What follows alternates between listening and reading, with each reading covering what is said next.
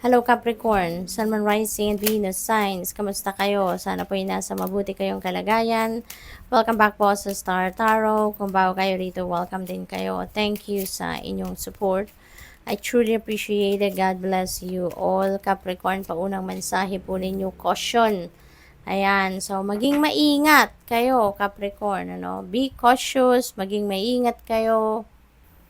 This is a beautiful reminder para sa inyo, no, na maging extra vigilant kayo sa mga bagay-bagay sa paligid ninyo, sa mga ginagawa ninyo, at saka ano kayo, be careful, no, be careful. So siguro dapat pagplanuhan ninyo lahat ng steps na gagawin ninyo, yung ganon.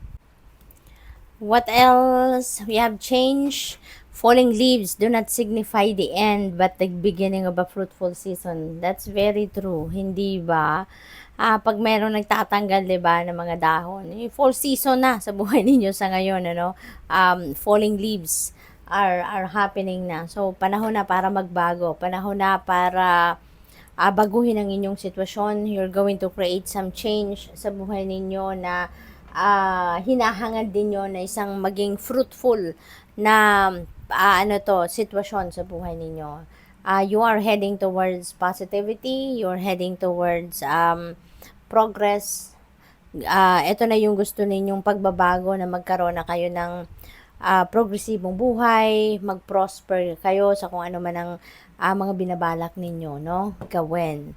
We have woods. Be like the woods, calm, soothing, mysterious, and full of life. Okay? Dapat kalmado lang, misteryoso, hindi lahat din binibigay ninyo, hindi lahat pinapakita ninyo. You should always set aside something para sa sarili ninyo. Yung parang magiging honest kayo, transparent kayo with other people, pero hindi yung kahit hindi na kailangang ipaalam, pinapaalam pa. Kahit hindi na kailangan sabihin, sinasabi pa. Yung mga ganun ba? What else? We have clearing. Yan. Make room for growth. Yan. So, talaga to, Capricorn, yung binabalak ninyong mangyari sa ngayon is talagang papunta kayo sa pag-asenso na. Kaya, tatanggalin nyo na rito kung ano man ang makakasagabal, no, sa inyong pag-asenso, makakasira, no, ng plano ninyong mag-progress sa buhay, mag-expand sa buhay. Tatanggalin nyo na yan. You are up for change talaga. So, feeling ko, yung bang excited kayo, masaya kayo sa gagawin ninyong ito, sa mga pagbabagong gagawin ninyo. So, napakaganda. What else? We have Four of Wands. Ayan. So, this is a celebratory energy, Capricorn. No? Magsa-celebrate kayo. Maring merong mga okasyon kayo rito na isi-celebrate, or baka merong okasyon na dadaluhan kayo, may iimbitahan kayo, yung ganon. Possible na may mga kasalan dito, reunion, ng magkakaibigan, pamilya. Maaring meron din ditong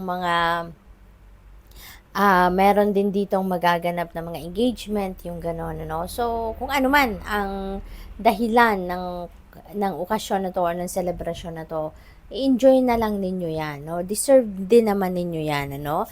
Makasama ang inyong mga kaibigan or kapamilya. We have Page of Wands. May mga good news, wonderful news coming your way, Capricorn. Maaring may mga oportunidad dito, no? Balita regarding oportunidad na pwede ninyong i-explore sa ngayon. This could also excite you, no? Kung ano man ang mga oportunidad na to, feeling ko it will excite you somehow, no? So, good luck. We have temperance energy. Ayan. So, dito naman sa temperance energy, patience, no? Ang panawagan sa inyo rito. Lalo-lalo na sa mga pagbabagong ito na gusto ninyong gawin. May mga sitwasyon siguro dyan na hindi ninyo agad-agad makukuha kung ano man ang gusto ninyong kunin.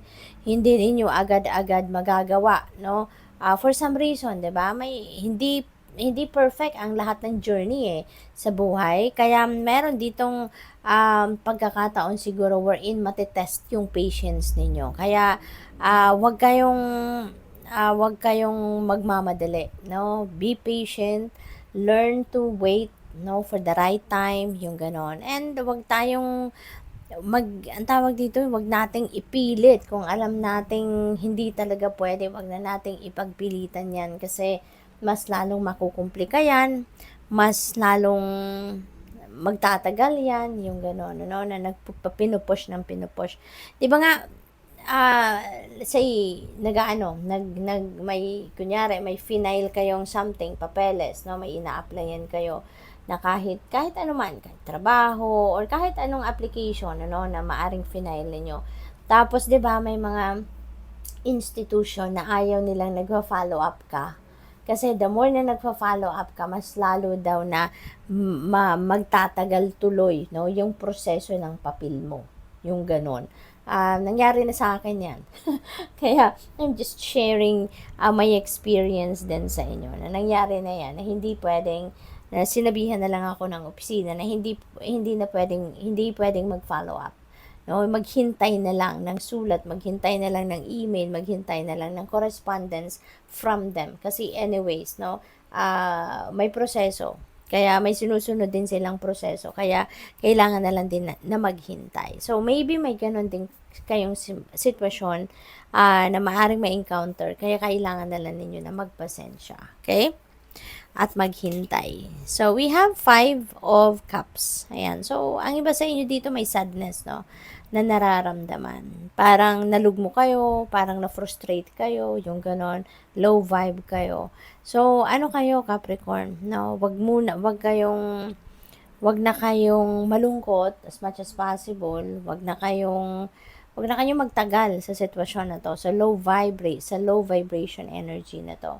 Kasi, the more na magtatagal kayo dyan, the more na tatambayan ninyo yung sadness na yan, yung regrets na yan, mas lalo pang magmamagnify yan.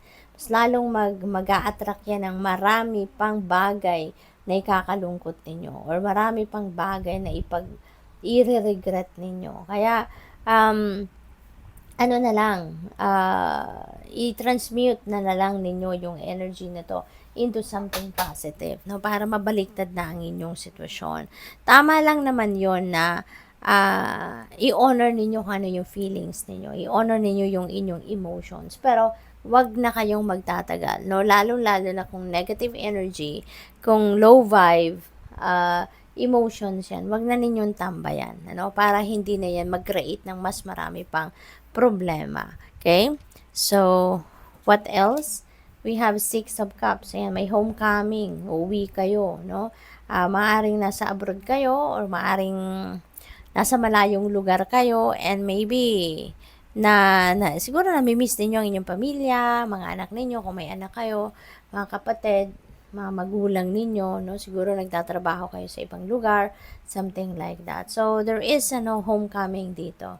Meron kayong bakasyon siguro nag-book na kayo ng bakasyon matagal na or baka impromptu ang desisyon, no, na mag-apply nga ako ng holidays sa work para makauwi, yung ganon. Or baka yung travel na ito, business related travel, no, maaring natapos na yung trabaho ninyo kaya uwi na kayo, no, something like that. So definitely there is travel, no, maaring international, maaring local, no, but regardless, no, kung ano mang klaseng yan, saan man kayo manggagaling, so mag-iingat kayo sa inyong biyahe. Thank you for watching. Love and light. Namaste.